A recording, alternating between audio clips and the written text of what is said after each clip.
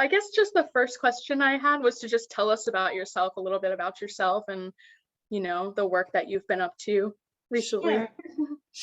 So, I started composing when I was like before I could even read. And I've just been doing it ever since. It's a real vocation. And I'm also a pianist. And since I graduated from Juilliard, I've just really developed my skills as a teacher and pianist and composer. Um, and I moved to New Jersey once I had my kids from New York City. Um, and once I moved to Jersey, I started getting a lot of local commissions out here. And that sort of got me started writing a lot of both viola music and woodwind music. And I had and my husband is also a documentary producer, so I score his films. And I have a few duos with instrumentalists, with Erica Peel, the piccolo flutist, and also with Adrian Morahon, who's a wonderful bassoonist. Um, and I'm very collaborative. I've got, for me, that's where the meaning is in collaborating and making music with friends. And um, so, yeah, writing for woodwinds is sort of my favorite thing, especially woodwind chamber music. Um, I've always sort of had a strong affinity for woodwinds since I was a kid. I used to rent woodwind instruments over the summers and just get my hands on them. Like they make me sort of hungry. They make me salivate. When my 15-year-old got their bassoon, it was, it was so exciting. Oh my God, just seeing that bassoon, I just wanted to. So I started writing for bassoon. I wrote a piece for Sydney uh, and wrote my bassoon sonata for Adrian, um, and a consortium. Another thing that's been sort of significant in recent years is the consortium model, because it's the grants are far and few between. They're often political and they're hard to come by. And so I think it's important to have an alternative model.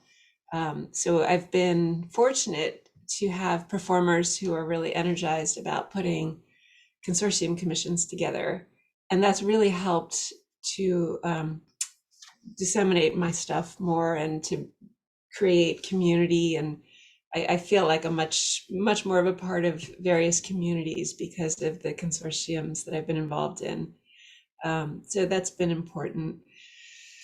Yeah, so that's sort of a little summary. My kids, I have two kids, a 15-year-old bassoonist, pianist, and a 18-year-old ecologist who's going off to college next year, to my excitement and sadness. And that's also a important part of my creativity. They inspire me. So yeah. Wow, that's so cool to hear that you've been living in New Jersey. I actually spent my entire life up until coming to coastal in New Jersey, which leads me to my next question. How did growing up, sort of like bouncing around between Philly, New York, New Jersey, how did that influence your work? I know you talked a lot about, commissioning works, like local works, and that's sort of how you got started. Could you speak a little bit more on that? Sure. So I grew up in Philadelphia my parents were very supportive. They weren't musicians. There were no musicians in my family. Um, Although my grandmother wrote musicals for the church, but threw them away and didn't have any musical education. But she had a really pretty singing voice. Um, so for me, I just knew from really early on that this is what I wanted to do. And my my mom would help me get access to different instruments that I would rent, and my parents paid for lessons, um, and that it was a lovely place to grow up. Uh, and then I went to Juilliard, so that started the New York part of my life. and I stayed in New York for about 17 years. I met my husband there. We lived in the East Village. Um, I don't like New York at all. I kind of hate it. And it just like from day one, I felt like I had to go to Juilliard because if you get in there, it's like you go. But I shouldn't have gone to Juilliard because it's not my place. The city is not my place. It's just too overstimulating, too loud. I'm very sensitive to sound. And I just basically didn't sleep for 17 years. There were great things about it, sure, great things. Like my peers at Juilliard were amazing and inspiring, and I loved being surrounded by such inspiring colleagues and friends and teachers. But just as a place, also, I should have gone to a university because I was interested in other things too. So I was always taking advantage of the Columbia Barnard exchange and taking classes up there. And but you know, it would have made more sense for me in a place more like Oberlin or Indiana or even or Michigan. But then we stayed there because my husband's work was there. Um, but when we had kids, we were living in a fourth floor walk up in a dicey neighborhood in the East Village. And I had an old dog, and my husband would be traveling for work. So I'm like, we got to get out of here. So we finally moved to New Jersey, uh, and that was really for the kids to have a good public school, and just for my sanity. My kids aren't city people either, so now we live in the suburbs, and it's quiet, and it gives me mental space to write. Um, yeah, and there's an active musical community out here, um, which sort of when I was in New York, I kind of shut down a little bit because it was just too much. I wasn't able to think in an expansive way. Um, so I didn't like really take advantage of being there, the musical connections I could have taken advantage of. But being out here, I'm more able to do that because I'm more comfortable living here. It's more my rhythm. In New York, I kind of shut down a little bit, but here I'm able to function more easily. And also, I find that social media, for all of its downside, it also has really helped me to connect to a larger musical community. And that's really, really nice. I've got friends all over the world that is largely made possible through social media. Um, so I'm able to communicate with musicians, like you guys. This probably wouldn't have happened if it weren't for social media. And that's really, really nice. And now we're starting a relationship, and I'm sure we'll keep in touch, and I'll be following what you guys are doing. And it sort of opens a whole different kind of way of connecting with people. Yeah, I'm glad that we sort of are on the same wavelength with the whole New York thing, because even I know, I'm sorry, Dr. Schultz, you might not like that, but you know, Philly and New York are such like they're just completely different. And even though they're both cities, New York is just a whole beast all on its own. So East. yeah, yeah. Where did you So live? Where were you in New Jersey? I was in southern New Jersey. I lived around like Hamilton, Mhm. you know. Yeah. So it's fun. Yeah, definitely. You can smell the ocean. Yeah, yeah, very fresh air. I lived in the Pinelands, Oh, so yeah, wow. Wow, we yeah, love the Pinelands. yeah. It was very nice, very nice, very quiet, like you were saying. It's very So just, beautiful. yeah, for sure. So like I said, my actually when I found your clarinet sonata, that was actually the first time I've ever played a piece by a woman. Hmm. And that shocks a lot of people who aren't musicians, because it seems such an obvious thing. Why would you not play a piece by a woman? Are they hard to find? Most people don't really understand that it really is, and we have a really specific set of pieces that we're expected to play in college, and it's sort of like out of the norm. So what is it like being a living composer and having your music played all over the world?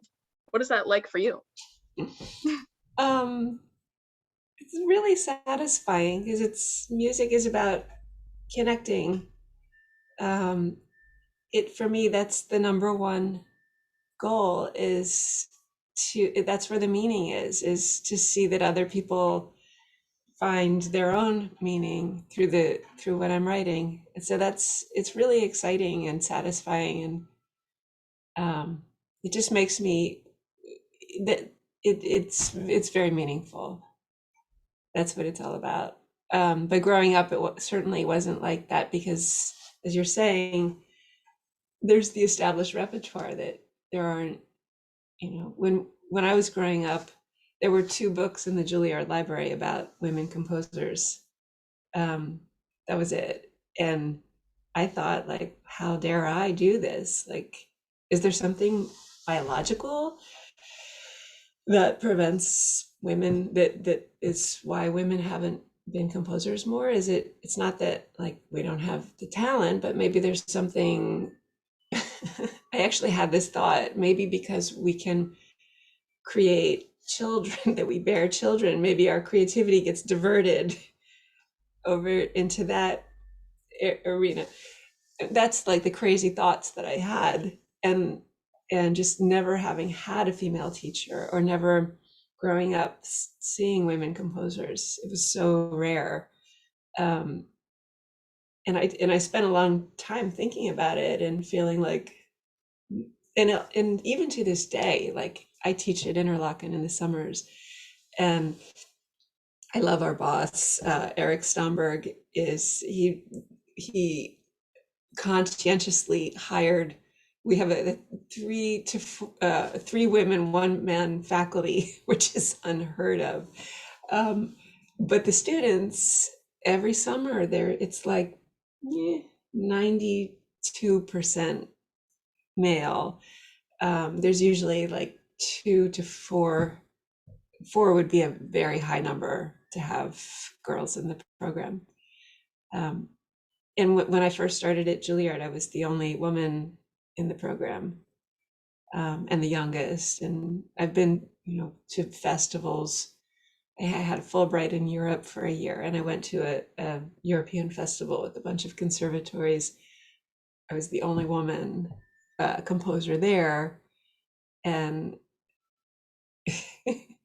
even recently, I went to the Midwest clinic before there was an emphasis on diversifying the canon. Um, and I felt very, very out of place. So for me, it's also, I guess, the last decade has seen a lot of change, which is refreshing and a relief. I didn't feel taken seriously until about the last decade. And that part of that is being young also. And have not I got a publisher in 2014. Presser started publishing my stuff, and I noticed there was a direct correlation between people taking me more seriously and having the publisher. I think it's a complex equation. But it's nice to see that things are changing now. It's nice to see so many younger female and composers of color coming up now, and having more opportunities and being taken more seriously. Absolutely, for sure. Yeah, I've definitely seen a shift. I don't know whether it's just me being in college or being more exposed to it, but after researching, like Valerie Coleman and it's like there's definitely, it seems more of like an upwards trend of, diversification of composers, which is fantastic. That's what we need, Yeah, honestly. yeah. And So hopefully, another thing, I'm yeah, sorry? hopefully not to the extent of like excluding white male composers. I have students who are white male composers who are incredible, and I do get concerned that they won't be taken as seriously. And I want everybody just to be taken equally seriously. I understand we have to maybe give it a little extra help to balance things out a little bit, but it's tricky. What Yeah. were you gonna ask? Sorry. Oh no, that's okay. Just something that caught my eye through looking at your website. It said that you mentioned that you frequently speak on creating an artistically vital and authentic life in today's society. Could you elaborate a bit for us and what that's sort of shifted through COVID? Yeah, oh gosh. I'm not sure I know anymore. Um, we have a lot of ways that we can take advantage of. On one hand, you see orchestras struggling right now, and you see the traditional model struggling, but we also have new opportunities that we can create. It's so much easier to connect with people nowadays because of social media, because of technology, because of YouTube, and how easy it is now to disseminate our work. Um, for to be a composer in this age, if you take advantage of that, you can really get your stuff out there much easier than 20 years ago. And you can really honor your creative side uh, and create opportunities for yourself and for other people too. We have it's a difficult culture to be an artist in, but there are a lot of us sort of in our own little places, and we need to find each other, lift each other up, support each other, create opportunities for each other. And the more successful that our friends get, the more that also helps the entire creative ecosystem. It really comes back to all of us. There's sometimes in conservatories, there's a lot of competitive um, vibes going on, and that's just that's very toxic and self-destructive. Um, if you see your friend getting an opportunity that you didn't get, it's really it's just so important to try to manage our own feelings of jealousy and just be like supportive, because there's and then also, rather than focusing on the limitations, focusing on what the possibilities are, and how we can um, where if you have focusing on the things that excite you and that engage you. So, for example, you're creating this project, and that's huge and that's meaningful, and you're getting other people involved with it. So you're actually creating a lot of energy, and you this project will reverberate beyond this one event. You're actually creating change and opportunities. And this could come back to this could come back to you for the next 20 years in ways that you can't anticipate right now. And it's not just about like the one thing that you won or that you didn't win. That stuff is so superficial. And yet we place so much value on it psychologically, like we feel like we failed if we don't get something. But rather than focusing on that side of things, it's really important to focus on creating, finding something to a concert to put together, or a, a collaboration with friends to make chamber music, or bringing together a group of people to commission somebody, um, or working with a graphic designer to create a really beautiful multimedia experimenting with multimedia and bringing together different disciplines, or putting together a concert with dancer, or some, all of these different um, opportunities that we have to create energy. Those are the things that keep our field going. Those are the things that have meaning. So I think you just have to look at where where collaboration can create excitement and energy, and just focus on that. Mm. I love that so much. I just want to interject. That is so powerful. And this is what I keep trying to tell my students, and not such, in such great phrasing, is it's the law of abundance, right? I don't think there's no limit in society in terms of like how much music we can have and how much dance and theater and art we can have. It's unlimited. And as long as we keep creating that, there's space for everyone. And that's part of what this project is about too. We want to invite all communities into this, traditional country club that we've had in some ways, and it's that kind of project oriented approach that is really working so beautifully right now, especially as, orchestras and opera companies maybe aren't doing so great right now, but that doesn't mean we can't create beautiful, meaningful projects. That was so powerful. Thank you so much. Thank you. And that's also like what Valerie is doing. Right. And I love that. She's Right. such an inspiration to me. We have a little collective that we invite flutists who want to compose to send music our way. And then at the flute convention, at the National Flute Convention, we're doing it for the second time this year. We look at people come and we give them feedback, and we play their pieces so that everybody can hear them. And I just watching, this was Valerie's brainchild. We do it with our friend Nicole Chamberlain also. Mm-hmm. And it's really inspiring to have these great composers as friends, and we all sort of support each other. And it gives me a lot of energy. Yeah, but that's good on you for creating that atmosphere. It sounds like you guys have a really amazing thing going. Thank you. We do.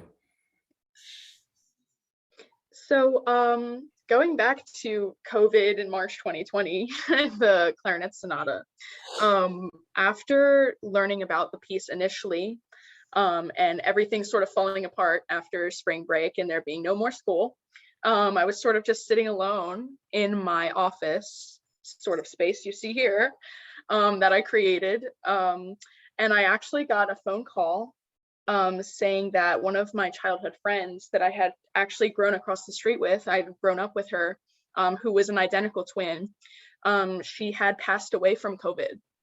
And that was like, made me really distraught, obviously, because COVID was just starting and it hit really close to home.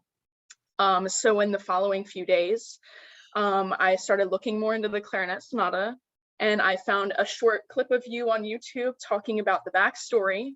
And you said you had mentioned something to the effect of you had just found out that a friend of yours had passed away, and you leaned on the keyboard, and that's where the C and the F came from. So just hearing that, it was like, it just really clicked for me, saying like, oh my gosh, like this is such, it seemed like divine almost, how the situations like completely aligned. So after talking about that, could you share us a little bit more of the backstory behind the clarinet sonata, and maybe how the memories of that person that you were thinking of, how that sort of affected your writing? That just gave me chills. Yeah, I didn't tell the whole story in that clip because I only had like 2 minutes or something, but I had been struggling artistically. That was like my time in life when I struggled most. Like I hated everything I wrote for like 2 years, and I was feeling every note was like getting blood from a stone. And I was thinking, well, maybe I should just do something else with my life. So I actually was looking into getting certified as a public school teacher because I thought that would be more meaningful than me sitting here trying to write music that I didn't like. um, so that was my little artistic midlife crisis in like 2013, 14. And my dad was also very sick, and he was in the hospital all year, and he ended up dying at the end of the year. So this was going on simultaneously. And he was an important part of my creative world because he was tone deaf, but he had a great sense of form, and he was a great listener. And I would always play stuff for him, and we really bonded musically. We went to a lot of concerts together. So that was really hard. And then when I heard about Melissa passing away, she was my age, and her husband, Jonathan Newman, was one of my best friends at Juilliard, and they had a little girl, and we would spend New Year's together. Um, and it was, she had cancer. It was just such a shock. And when I heard that news, it sort of opened up a floodgate. I think about writing as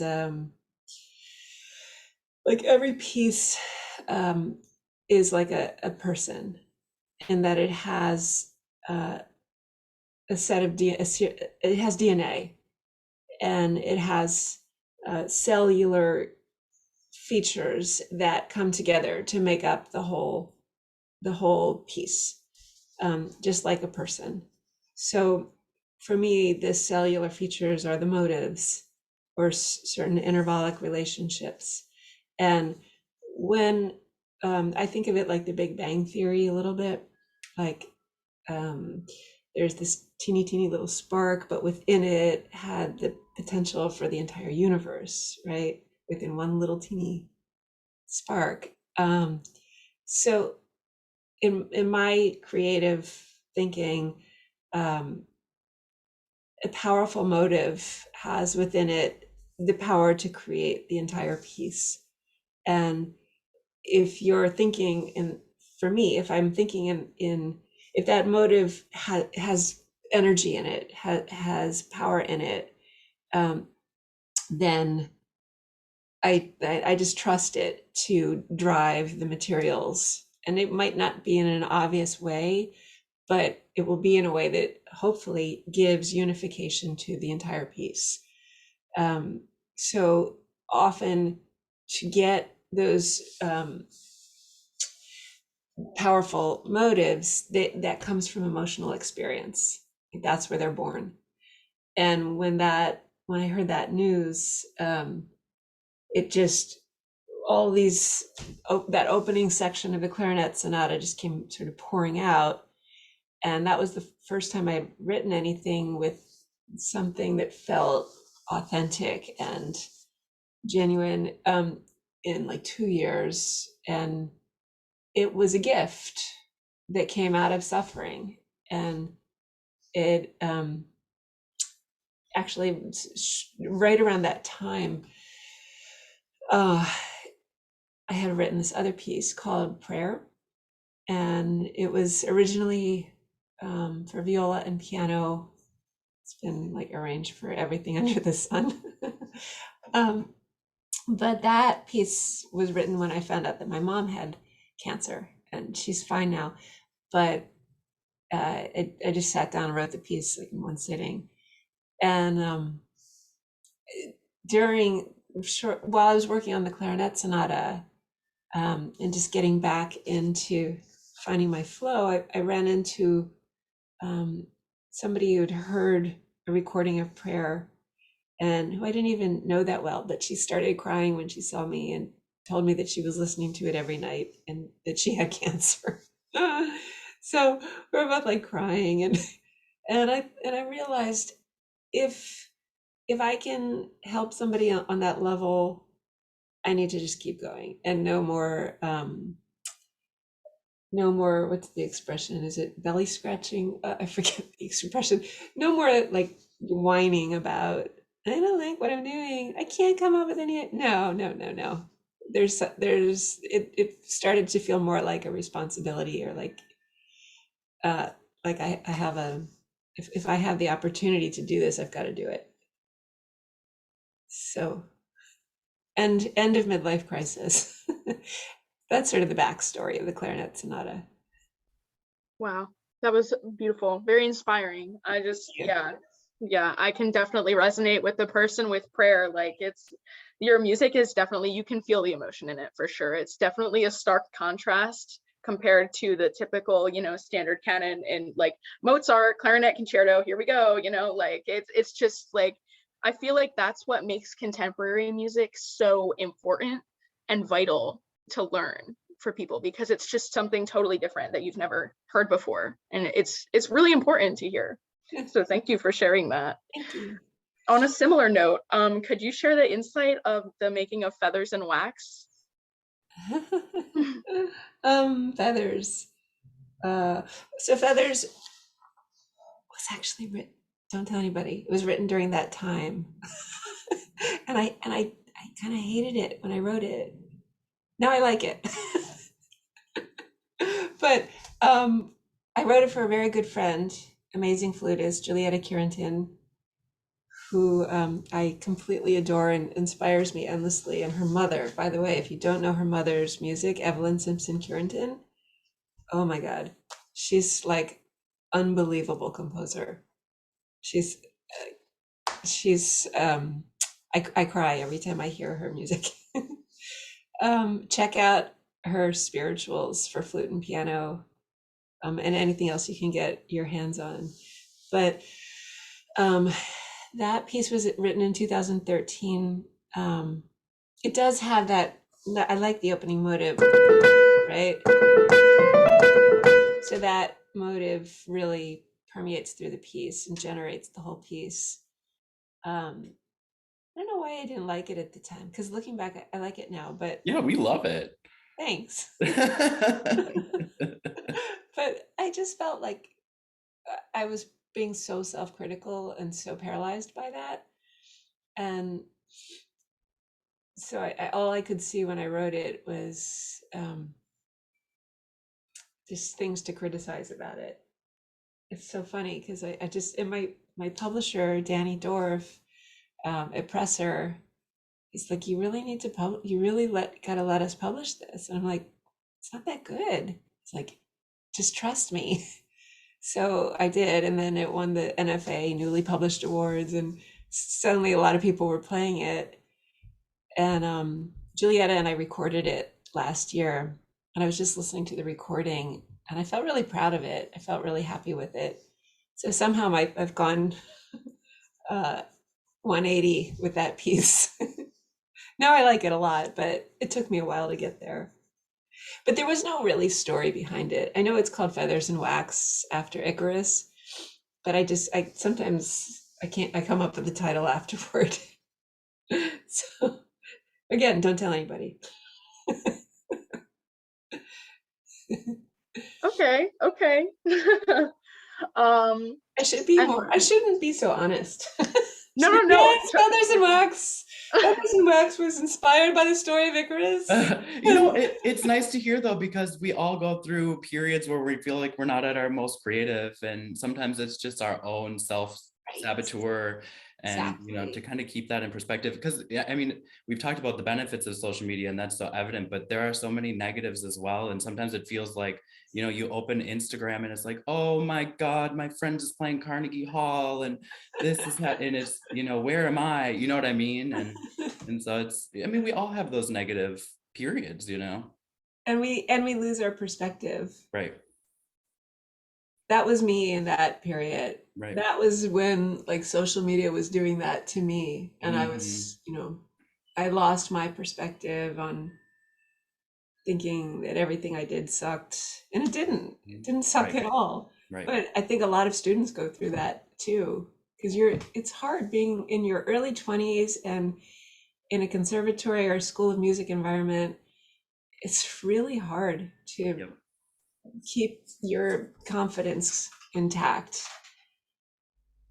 Yeah, there needs to be like, so it sounds like you guys are doing it, but I know a lot of conservatories where that people are not sensitive to that. enough. People, and I think you're going to get so much better results from musicians and creative people if an environment of positive reinforcement is created. As soon as you start feeling criticized or inferior or judged, you shut down. And when you shut down, you don't do your best work. When you're feeling like good about things, you have so much more, it's so much easier to channel your creative power when you're in a positive state. For sure. Absolutely. So Hall of Ghosts, we know it's inspired by COVID and the empty concert halls. Did you want to speak about anything on the process of writing that? Sure. Holo Ghosts came out of prayer because I organized this virtual orchestra project in the beginning of the pandemic where flutist friends sent me videos from all over the world, and my husband put them together into a video project. And one of the videos was from Gudrun Hinze, who is a piccoloist in Leipzig in the Gewandhaus Orchestra. And her video was in the empty Gewandhaus Hall. And it was spooky. You could hear the walls creaking, and she was all by herself in the hall. And Gudrun is an unbelievable piccoloist. And it was so beautiful, but it was so reverberant in this big hall, this empty hall. I could hear the evocation of the spirits around her and the centuries of history and music making and audiences past and musicians past. And watching her piccolo two-part, I just wanted to write something for her that she could play here, like a more fully, like a solo instrumental piece invoking the return of the music. So I just in like a week I wrote that piece and I sent it to her, and she had great feedback, and we sort of went back and forth over interpretive discussions. And within a month, she sent me this incredible recording where she got permission to use the hall again. And it's online. You can hear Gudrun's performance of it, but she actually makes the hall into an element of the piece. So like at the end of the recording, the video sort of goes up, panning over all of the seats and up into the roof of the ceiling of the hall until it just sort of disappears into darkness, and it's quite eerie. That was a thank you gift. It wasn't a commission. I wrote it with the intention of giving it to all of the flutists who were involved in that project to thank them. Oh, very nice. I think Dr. Schultz wanted to ask the next question. Yeah. Well, we've spoken to this a little bit already, but one of the other pieces we're going to play on this recital is Tenement Rhapsody, and for the clarinet version. Well, I've arranged it for our woodwind ensemble. Cool. Some of the low clarinets I've put into, we have a bari sax and bassoon, and we have a whole saxophone section. It actually sounds really cool. I'll send it to you. I'm excited to hear what you think. Yeah, it's really cool. But this is my chance to stand up for New York a little bit. No, I'm in Queens, New York, in a 4th floor right now apartment.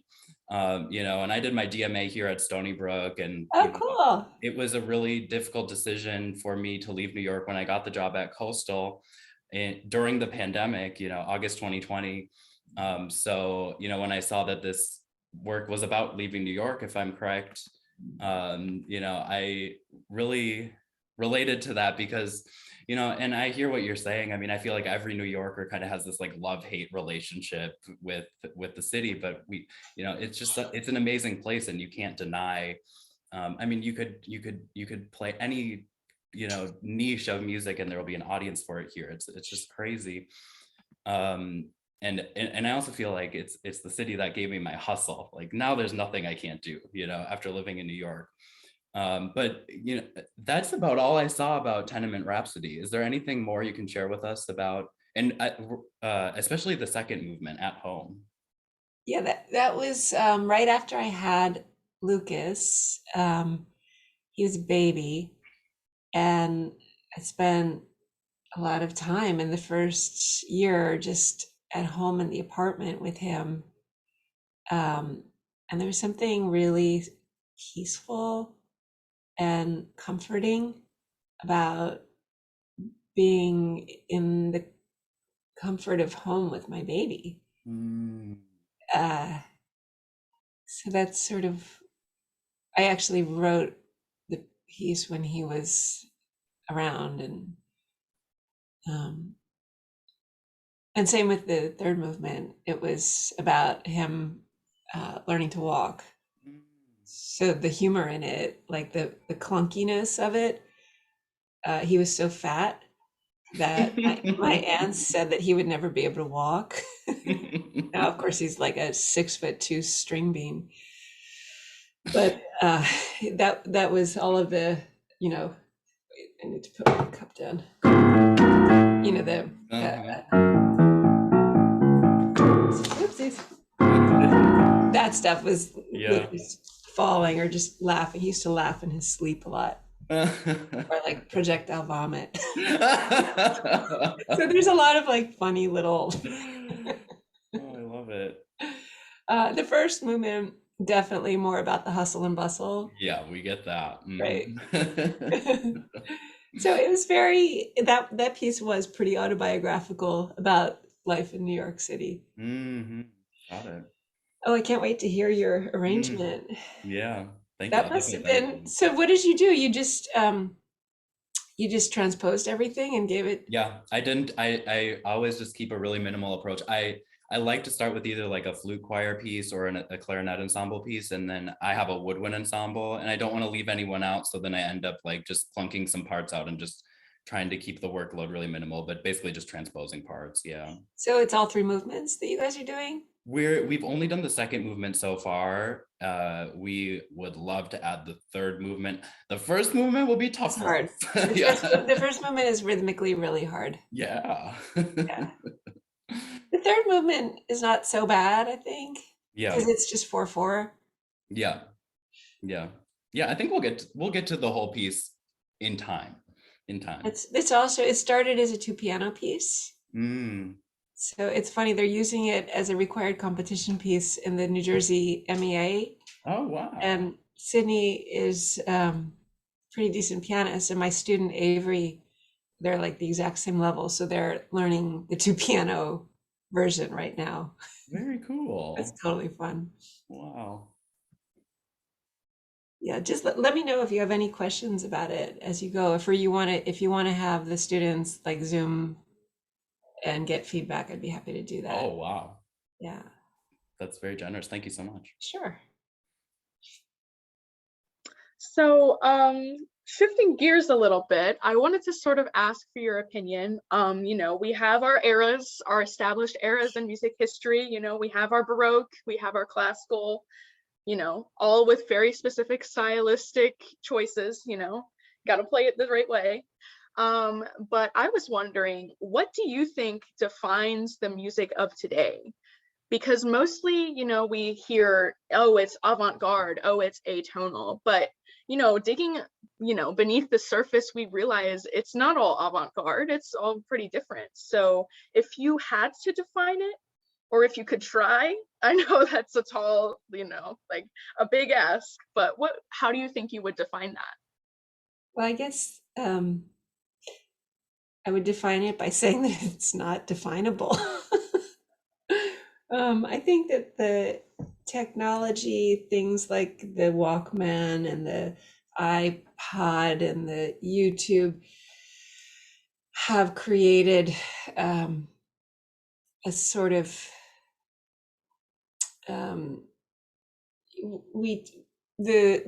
the genres have all mixed together a lot of the time.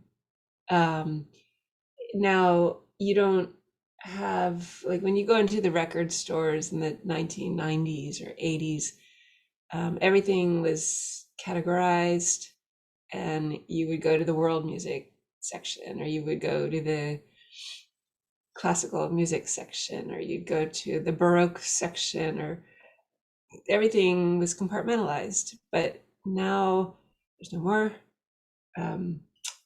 Tower Records or Virgin Records. Everything is online, everything is available 24/7. You can have access to any kind of music you want.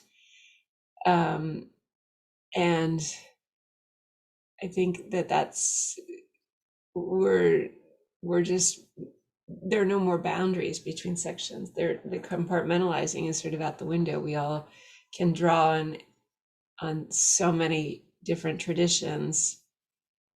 So that's probably the for me, in my mind, I would say that's the most significant feature. I think people still do try to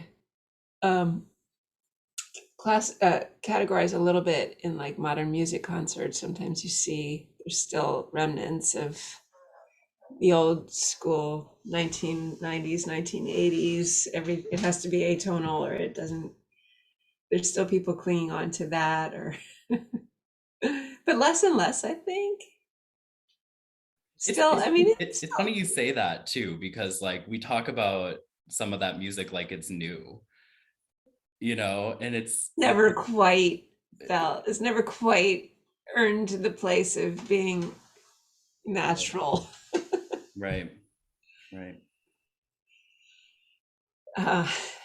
Yeah, I still, whenever I'm programmed on certain kinds of new music concerts, I always feel a little out of place.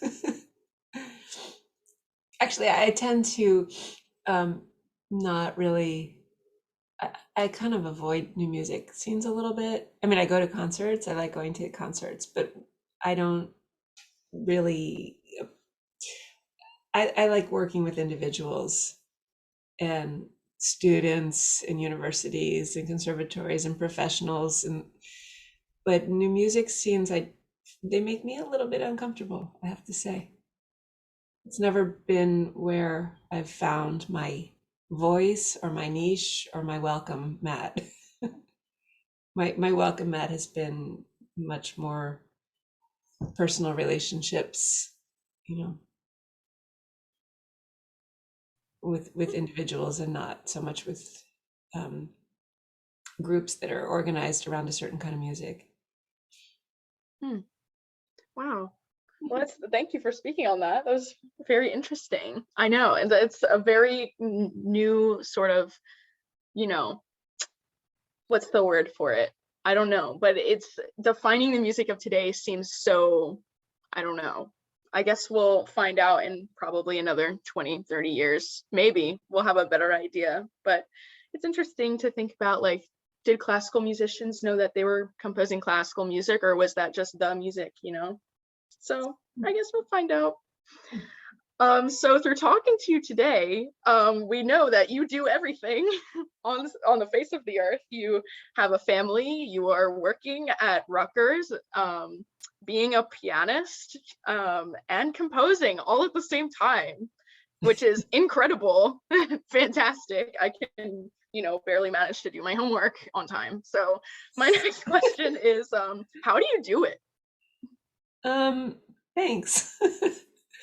Well, yeah, it's hard to keep up the piano playing sometimes, and I tend to not practice. But if I have a concert coming up, then I practice, and but it inspires me. So they work together. Like if I'm playing, I just played the Poulenc Sonata with Erica, and a couple other pieces, and they all like influence my own thinking, so that helps me to find my flow. The more I play, the more it helps me to find ideas. I need to be like physically involved in making music. It helps me. Yeah, no, there's not enough hours in the day. I got like really tired at the end of last week, like in a way that I haven't been in a long time. So I just took the weekend and didn't do any work at all. But I'm trying to learn Dorico right now. So when we get off, I'm going to spend the rest of the day working on learning this new computer program that hopefully is going to save a lot of time in the future.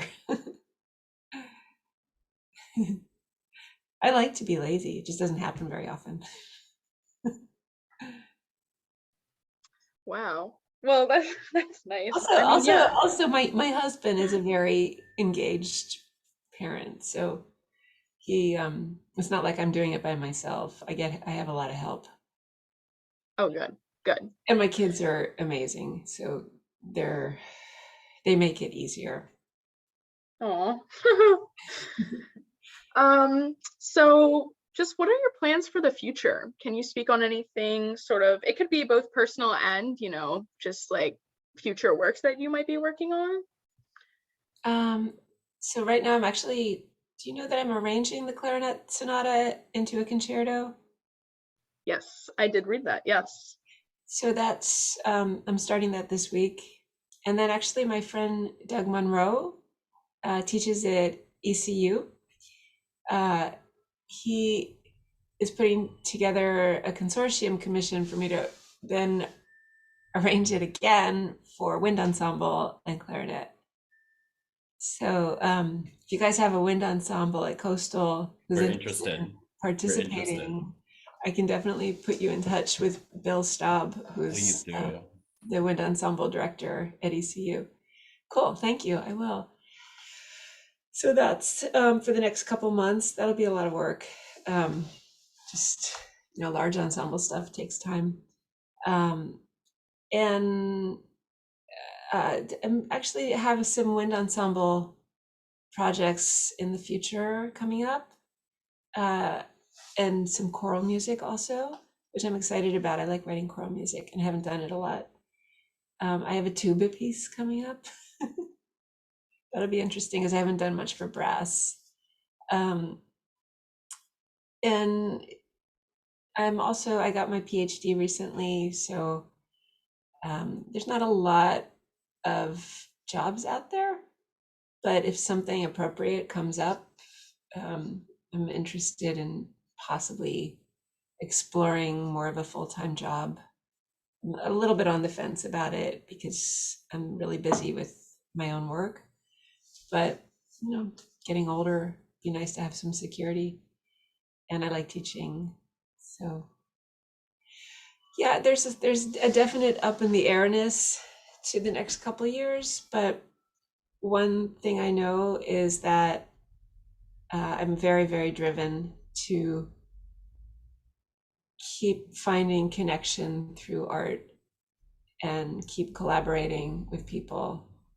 And I have enough of a community now that I'm confident that's always going to be part of the picture. And that's sort of my number one. And I think that musical style will maybe change a little bit, but we'll see what happens there. Right? Yeah. It's unpredictable.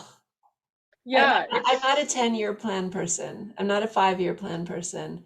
I'm an intuitive person. I'm like, if this feels right, ooh, I'll try that. My husband is a 10-year plan person. It's pretty funny because we're very different in how we think. I'm like a nonlinear person. Yeah, it's so nice to hear, like, just even the phrase, like, collaborating with musicians. It's just so refreshing to hear, especially after the past 2 years we've had. It's just like the possibilities seem so endless right now. Just like there's so much to come. It's just so exciting to think about. Yeah. And we have to like build things back up. Yeah. Yeah, there's a lot of work to do for sure. But we're seeing the light at the end of the tunnel finally. And we have to So, be prepared also to do other things to support ourselves and be willing to make the sacrifice of just working really hard and not necessarily getting paid what we should be paid. But that can't stop us.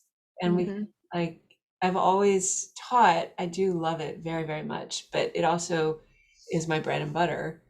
Um, and in times when I'm not making enough, create through my creative work, that keeps me going.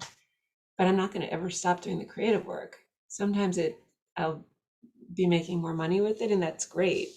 And I wish that for everybody, but then sometimes not. But you just have to keep going and find ways to support yourself.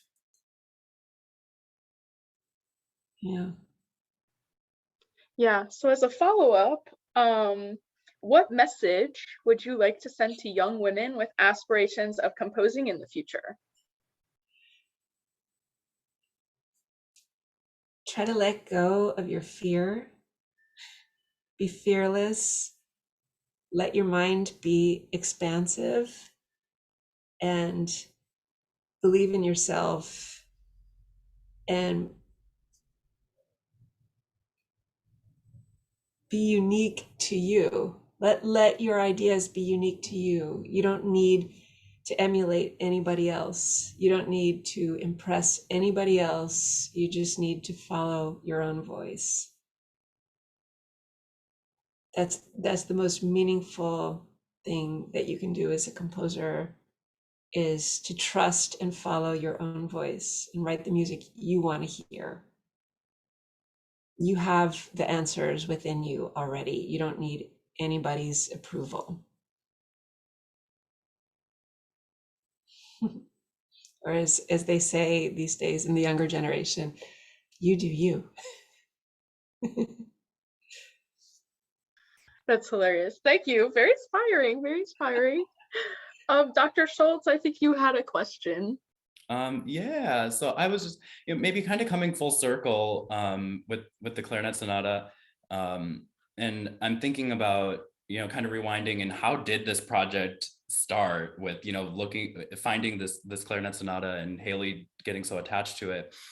And I noticed there's in your bio there's a John Corigliano quote, and Hailey knows, don't get me started on John Corigliano. Every time I talk about John Corigliano, I'd like think about the First Symphony, which I played in 2019 when World Pride was here in New York, and played it with the Chelsea Symphony. And I had no idea at that time, right before the pandemic, I really had no idea how powerful that experience was for me until I started teaching at Coastal. And my students, in the wake of all the social movements we were having, were coming to me and saying, nothing against Mozart, I just need to do, like, can I play one piece by anyone, like a woman, a Hispanic composer, an Asian composer, a Black composer, or LGBT composer, non-binary composer, anything.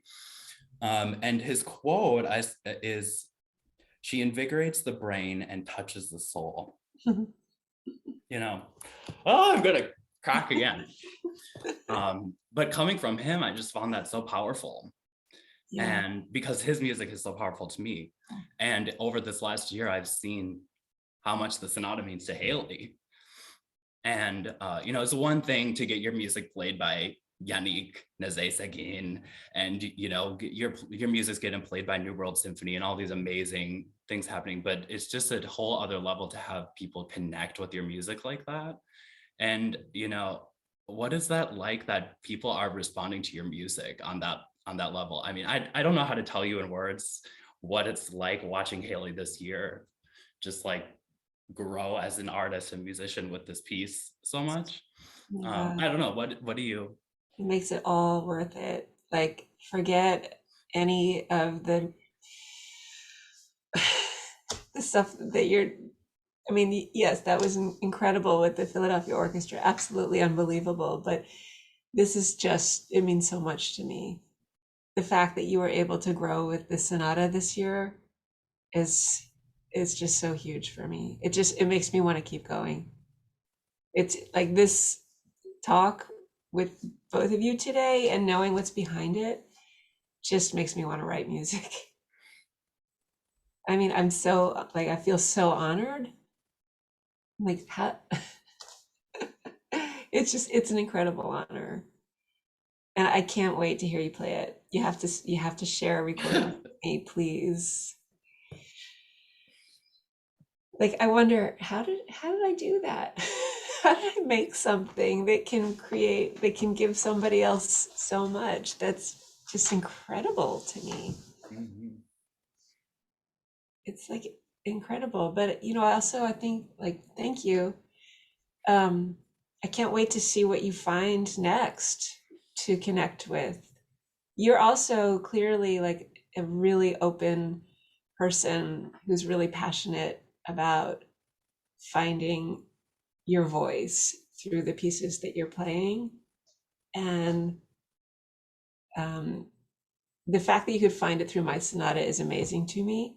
But I think you're also going to find it through a lot of other music that you're going to discover. And I'm really excited to see what you discover next and what your journey is going to be like musically, to see like when you're my age and you've got the gray hair going.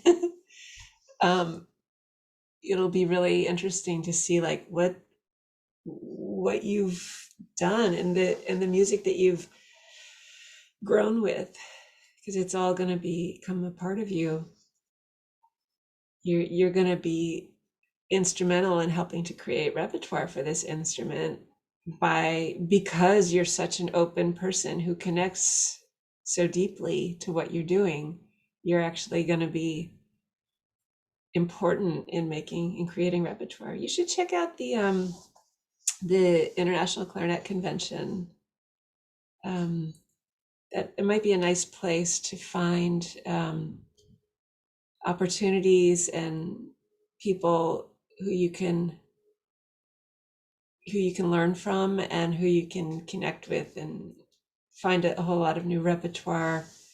And with finding new repertoire, you're not going to like all of it, but it's like a numbers game. You'll hear 10 pieces and you might not like 9 of them, but one of them could completely knock your socks off. So that might be a nice place to look for repertoire. I know they're really energized in exploring repertoire by underrepresented composers as well. They have like a composer of the month club, and they have like a piece of the day announcement. That might be a good resource because you're going to be doing stuff. You're going to be finding some interesting stuff. Well, thank you so much. It's so inspiring, honestly. This talk is like, wow, it's just like really just invigorated me, honestly. It's very refreshing to talk to you, and like you're just so down to earth. And I just want to say thank you for being so candid in your responses. It's just so refreshing, honestly. Thanks. And I think the most important thing is like we were saying earlier, is like playing music by living people. It's just an interaction that's on a whole nother level that's honestly really new and foreign to the music community. We don't really see this very often, and I'm just so fortunate to have you here today and just have a teacher like Dr. Schultz who really fosters something really new and innovative, like a program we haven't really seen a lot at any schools. So Amazing. We're doing something really special. It's so exciting. You guys gave me a lot today. Thank you. Yeah, thank you. So I'm sorry we kept you a little bit over an hour. But is there anything else that you wanted to add? Any final closing thoughts? Are you going to write about this at all? Is this going to be, I hope it's helpful for any. Oh yeah, we're gonna write about it. If you're comfortable with it, we'd love to maybe play some snippets at the recital of our talk today. Just with not, the pieces and such. Such. Not the more controversial stuff. Oh. Yeah, totally fine. Totally good. Yeah, we'll figure it out. Yeah. No, this is totally great. Yeah, go. Whatever you want to use is fine. Okay. Great. All right. Great to talk to you guys. Thank you so much for your time. Genuinely, this was fantastic. Thank you. Take care. Bye. Thank you. Thanks Bye. Again.